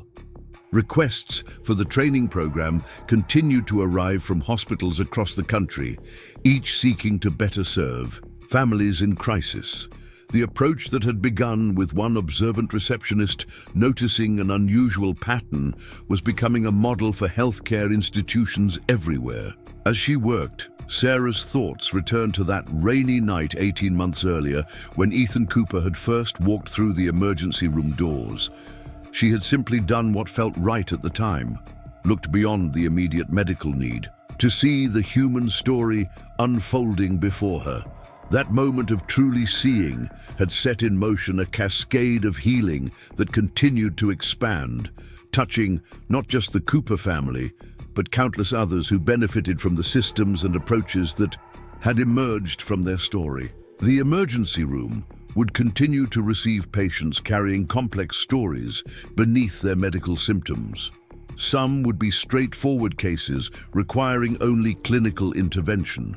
Others would present the kinds of layered challenges that demanded both medical expertise and human compassion. Sarah couldn't help them all, but she had proven that sometimes the most important healing began with something simple and profound. The moment when someone truly sees the person behind the patient, the story behind the symptoms, the child struggling beneath adult responsibilities they should never have to bear. In healthcare, they were trained to treat the body, but the most meaningful interventions often address the human need to be noticed, understood, and supported through life's most difficult passages. For the Cooper family, that recognition had become the foundation of their recovery. For Sarah, it had evolved into a life's work dedicated to ensuring that other families in crisis would be seen with the same careful attention that had changed 5 lives forever. Up next, you've got 2 more standout stories right on your screen. If this one hit the mark, you won't want to pass these up. Just click and check them out.